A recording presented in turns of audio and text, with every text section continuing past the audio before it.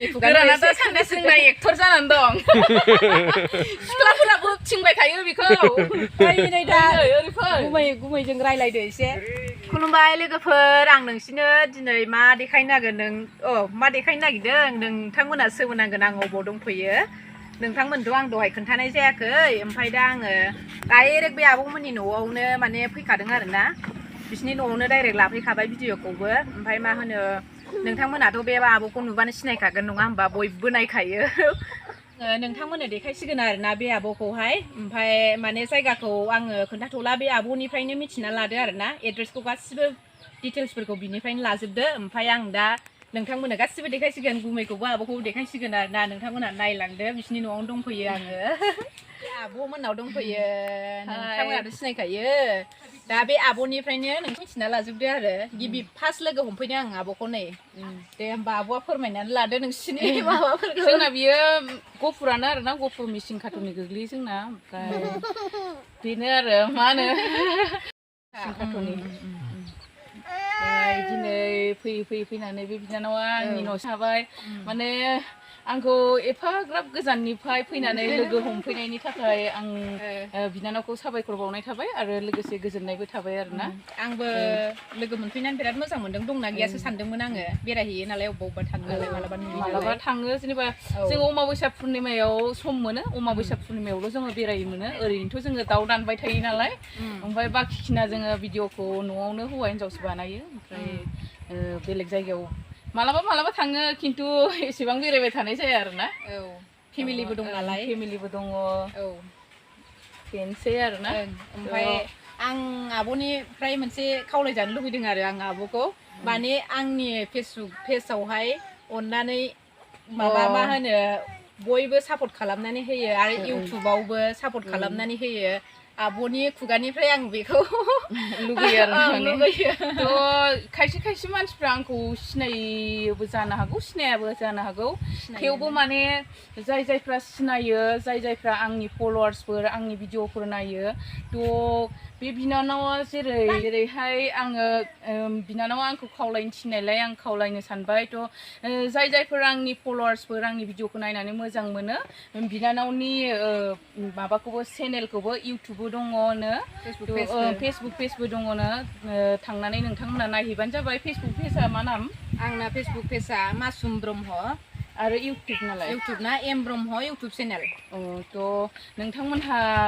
आंखौ जेरै सापर्ट खालामदों बिनानावखौबो सापर्ट खालामबानो जाबाय आरो जायफोरहा बिनानावखौ सापर्ट खालामगोन बिनानावाबो नोंसोरखौ बेक सापर्ट खालामगोन बिदिनो अनलायलायनानै सोलियोबा मोजां खोथा जाहैयो आरोना बर'जों बर' सापर्ट खालामलायबासो आंबो एसेबां बुंनो रोङा आरो आंहाबोथ' दा एसेबां फेमास नङा बयबो मानसियानो बयबो फ्रेन्डफोरानो आंखौ लोगो हमफैयो फट' लाफैयो खिन्थु बिसोर मा साननानै फैयो आंनि गोसोआव आं जेबो गोग्गानाय गैया आंजों जाय लोगो हमनो फैयो जाय आंखौ लोगो हमफैयो आं गासैखौबो सापर्ट खालामो आरोना थ' बेनोसै लोगोफोर बिनानावखौबो सापर्ट खालामना होबानो जाबाय बेनो आंनि गोसोनिफ्राय खावलायनाय थाबाय आरोना थ' बयखौबो बाय बाय दा लोगोफोर मिन्थिखाबाय आब'आ मा होनदों अननानै नोंथांमोनहा आंखौ सापर्ट खालामो आं बेखौनो गुरैयै खावलायबाय आब' बुंनाय बायदिनो नोंसोरबो माबालांबानो जाबाय दा गुमैखौबो जों देखायनोसै नोंथांमोना नायलांदो गुमैयाबो मा बुङो गुमैनि खुगानिफ्राय दा सानदे जोंना एक्टर जानानै दं सिख्लाफोराबो थिंबाय थायो बेखौ गुमैयाबो जोंहा फंनैसो गुमैनिफ्रायबो मा राव रायलायना होदोंसै एक्टर जागासिनो साननैसो सिख्लाफोरा एकदम बिनानावमोना जोंखौ जोबोद खस्थ' खालामनानै बहुद गोजान होसोनो फैदों आरो बिनानाव चेनेलाव जाय जोंनि फल'वार्सफोर एसे सापर्ट खालामना हो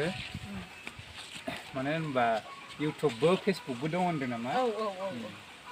सापर्ट खालामना हो गावजों सापर्ट खालामलायनांगौ नैबे फिसाला आरोना नैबे आजा गिदिर नोंथांफ्राथ' नुबाय थाखायो भिडिअआवहाय दुस्थ' नै गावजेङा जोंना गाबखौ खान्दुरिया जाथि बंस रायखांलायनायाव माने न'निसो जाहा बिब'मोन हाबा जाहैनाय दं नालाय बिसिनि गामिनिसो आरो सिनाथि लालायनायाव ओंखारलायबाय दायो माने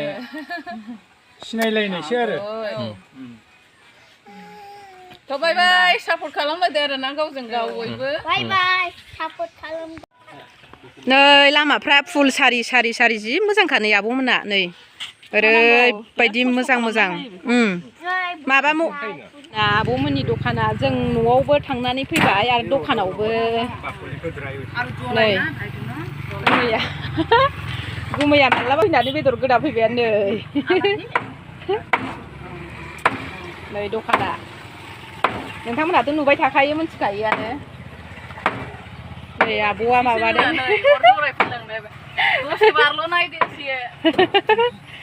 दसेनो माने जोंजोंहाय माबा भिडिअ बानायबाय आरो ना भिडिअ ब्लग भिडिअ ससे ओमफ्राय रिल्स ससे बानायबाय ओमफ्राय ग्रोबनो दा नै ओरैबायदि मावनो हायोना बोलो गोराथार जा बोलो गोराखा दानो हनै अर जरायफैलायबाय आरो ओरैजा गुमैयाबो नै खाराहाय बिसोरो बिदि मावलांनो हाबाय थायोबाथ' एसे माहाजोन जालांथारगोनहाय गुमै माहाजोन मानसि जेव जेव जाबाय थायो जों दखानावहाय दायो जोङो थांसै आरोना ओमफ्राय आब'जों ओरैबायदि इन्जय खालामबाय जोङो माने ब्लगखौथ' दहाय लाखाबाय ओमफ्राय दा थांनायनि क्लास लाबाय आरोना ओमफ्राय रिल्स लाबाय ओमफ्राय माखासे माने एकदमबारे इन्ट्रेस्ट लाबाय आरोना ओमफ्राय दा थांनायनि एसे बिदाय लालांनो सानबाय आरो मालाबा लोगो हमफिनसै दिनै जोङो टाइमा एसे सर्ट बेफोरबायदि फैदों आरोना गोलोमदै हाबनानै आलौलायबाय बिराद गरमबो दे बाय बाय होनदो आब' बाय बाय गोजोननाय थाबाय औ बे आब'खौ जोङो दिनै लोगो मोनफैनानै बिराद गोजोननाय थाबाय आरो गोसो गोरबोनिफ्राय थेंक इउ आब'निसिम आरो गुमैनिसिम ओमफ्राय आंहा दायो दाउ फुनो आथुर जाबाय आरो बेया माने खामानिया बिजनेसा एकदमबारे दानांगौ नालाय ओमफ्राय ओरै गुमैयाबो थांसैनो आलासिफ्रा जोंना एसे गोजानाव थांनांगौ नालाय सनापुर ओमफ्राय दा जों थांसै आरो दा बिसोरखौ जों बिदाय लाबाय